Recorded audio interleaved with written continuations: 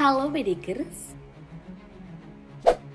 baru-baru ini perwakilan dari China bertemu pejabat dari sejumlah negara Pasifik di Fiji.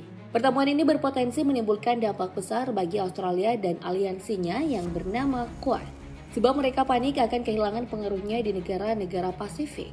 Indonesia pun tak luput dari dampak memanasnya hubungan antara Quad versus China.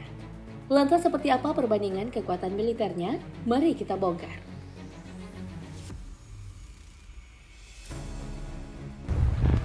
Buat yang belum tahu, Quad merupakan aliansi yang sebelumnya digagas oleh Perdana Menteri Jepang, Shinzo Abe pada tahun 2007.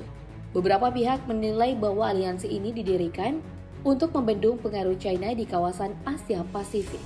Sebab setiap negara anggota sempat memiliki masalah dengan negeri tirai bambu. Amerika Serikat terlibat dalam beberapa ketegangan mengenai HAM, isu ekonomi, hingga yang terbaru adalah terkait penyebaran virus COVID. Lalu India memiliki konflik dengan China mengenai sengketa perbatasan Ladakh yang sempat berujung pada pertempuran sengit di Himalaya pada tahun 2020 lalu. Australia juga memiliki ambisi penting untuk menjadi negeri adidaya di kawasan Asia, juga memiliki permasalahan dengan Beijing mengenai hegemoni ekonomi China di Pasifik.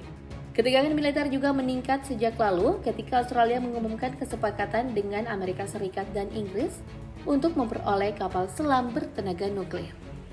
Sementara Jepang terlibat kasus sengketa mengenai sebuah kepulauan di Laut Cina Timur. Kepulauan tersebut diklaim oleh Beijing dengan sebutan Diaoyu, sementara Jepang juga mengklaim kepulauan ini dengan nama Senkaku. Setelah tahun 2007, Quad menunjukkan tajinya dan terkesan tertidur. Aliansi ini kemudian digarap dengan serius pada masa kepemimpinan Joe Biden di negeri Paman Sam. Dengan mengadakan pertemuan bersama Jepang, India, dan Australia pada 2021 kemarin, China sendiri tak tinggal diam dengan adanya aliansi ini. Kementerian Luar Negeri China menuduh kelompok ini memiliki tujuan bersama untuk merusak kepentingan Beijing.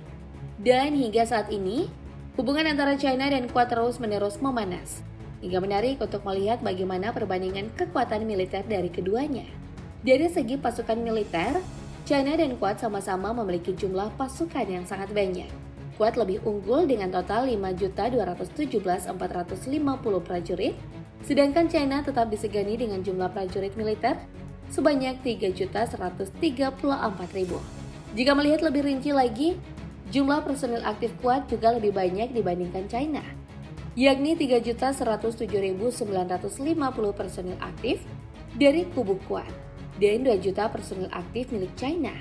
Yang unik adalah keduanya memiliki pasukan militer wanita yang sama-sama terkenal dengan kekuatannya, dan lagi-lagi Quad mengungguli dengan total 273.100 prajurit. Sedangkan China hanya memiliki prajurit wanita sebanyak 121.725. Quad dan China juga memiliki pasukan cadangan yang perbandingannya sangat jomplang. China hanya memiliki 510.000 pasukan cadangan, sementara Quad mempunyai sebanyak 2.065 pasukan cadangan. Menurut kamu, apakah China bakal sanggup menghadapi Quad jika perang antar keduanya pecah?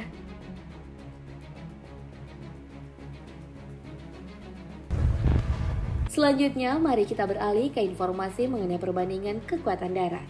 Meskipun China berada di posisi ketiga sebagai negara dengan militer terkuat di dunia pada tahun 2022 ini, namun kekuatan daratnya ternyata belum mampu mengungguli kekuatan milik Quad.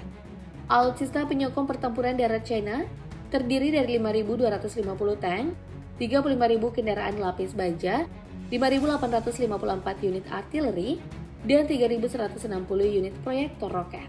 Sedangkan kekuatan darat milik Quad diantaranya yaitu sebanyak 12.448 tank, 64.458 kendaraan lapis baja, 9.974 unit artileri, dan 3.746 unit proyektor roket.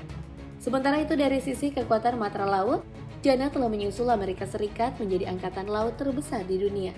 Tapi para ahli menunjukkan bahwa perbandingan sederhana dari jumlah kapal mengabaikan banyak faktor yang menentukan kemampuan angkatan lautnya. Untuk saat ini, Amerika Serikat yang merupakan anggota Quad mempertahankan keunggulan Quad dalam banyak kemampuan angkatan lautnya. Dengan 11 kapal induk dibandingkan 2 kapal induk China dan lebih banyak lagi kapal selam bertenaga nuklir, kapal penjelajah dan kapal perusak atau kapal perang yang lebih besar. Namun China diperkirakan akan membangun dan memperluas angkatan lautnya. Antara tahun 2020 dan 2040, jumlah total kepala angkatan laut China akan meningkat hampir 40%.